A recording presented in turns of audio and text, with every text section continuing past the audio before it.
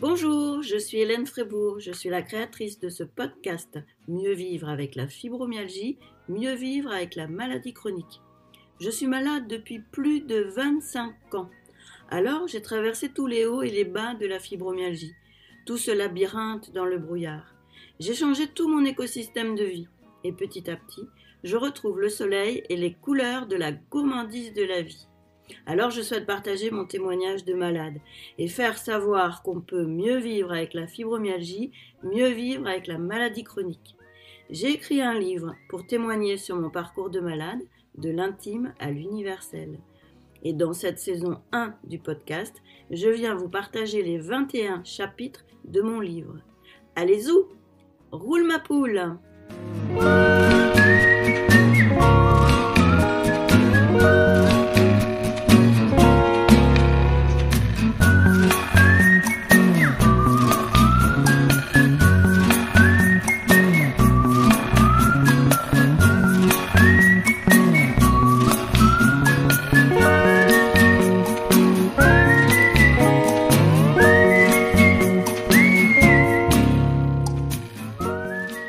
Alors, le mot du jour, c'est colère.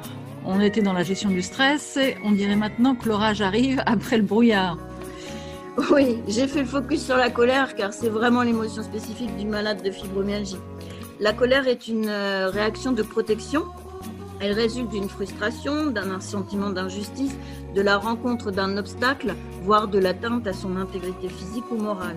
Au premier abord, le plus évident à observer, c'est la colère en réaction contre la maladie, la douleur, la souffrance physique et morale, la chronicité, le deuil nécessaire, le manque de reconnaissance du monde médical, familial, social, et puis toutes les conséquences, les corollaires, les dérives, les déformations, toutes ces histoires du miroir de soi, le triangle dramatique, les cercles de vie, tout un schmilblick, quoi. Alors, dans le tableau de la maladie, comment se manifeste la colère ? Alors, la colère, concrètement, c'est l'énergie du foie, donc dysfonctionnement du foie qui induit une perte de qualité de la digestion et du métabolisme. Puis après, c'est toute une cohorte de dérèglements physiologiques, le mal à la tête, mal au ventre, et puis les angoisses, les paniques, enfin, tu vois le genre, sympa. Tout ça, ça pénalise très concrètement le quotidien du malade, et puis la qualité des relations avec les autres. La colère altère également la qualité du sommeil par le phénomène de rumination mentale qui, au bout du compte, ça épuise le cerveau. Quand on est déjà atteint du syndrome de fatigue chronique, c'est pas la peine d'en rajouter une couche sur l'altération de la faculté de récupération du sommeil. Le cercle vicieux s'enclenche, encore une fois, très vite avec toujours le même circuit. Perte de confiance en soi, feu dans le stress et la colère, et paf, inflammation métabolique.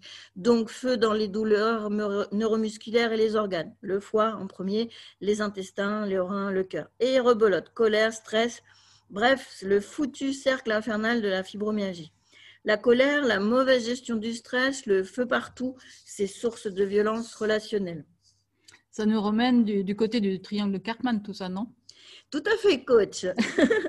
On en a parlé dans le fameux triangle relationnel où on joue le rôle victime, persécuteur et sauveur. Et puis, on avait vu dans cet épisode à quel point c'est une spirale négative, un maudit cercle vicieux. Critiquer, ruminer, râler, fulminer, cela gaspille une énergie considérable qui emballe le fameux cercle vicieux et infernal spécifique de la fibromyalgie. Transformer cette énergie en positif en utilisant à bon escient son intelligence émotionnelle, eh bien voilà, c'est tout l'enjeu du malade de fibromyalgie. Et c'est pas facile tous les jours. Genre, arrête de râler, ferme ta gueule, allez, zou, roule ma poule. Est-ce qu'on peut aussi penser à une colère contre soi ? Eh oui, tout à fait. La colère provoquée par l'autorité, une frustration énorme, un empêchement d'être soi, une atteinte à l'intégrité, une castration psychologique peut générer un retournement contre soi. La personne se retrouve dans son corps comme dans une prison avec le feu qui enflamme tout. Sympa comme programme. C'est exactement ce que j'ai ressenti pendant toutes ces années et encore un peu parfois. Oui, mais bon, la colère fait aussi partie des émotions que nous ressentons tous. Oui, bien sûr. La colère est une émotion saine et utile lorsqu'elle permet de préserver son intégrité physique et psychique et puis d'obtenir réparation à ses blessures. Mais lorsque la personne ne s'autorise pas à faire part de son désaccord ou se sent interdite de le faire sous peine d'être en danger, la colère se retourne contre elle. Et d'ailleurs, c'est ce qui génère le terrain idéal pour la somatisation qui entraîne des maladies auto-immunes comme la fibromyalgie. Maladies inflammatoires, maladies auto-immunes, mémoire émotionnelle et tension énergétique, voilà le terrain de la fibromyalgie. C'est un éclairage pas facile à comprendre que de se dire qu'on s'est rendu malade soi-même. Bon, bref, j'ai fait tout ce chemin et maintenant ça va beaucoup mieux. J'ai l'impression d'avoir récuré ma casserole pendant 107 ans de 56 manières. Et c'est de tout cela dont je veux parler sur ce podcast dans les prochaines saisons et puis sur mon blog dans les différentes thématiques. Alors demain, quel sera le mot ? Reconnaissance et confiance en soi, oui, on va finir par retrouver le soleil.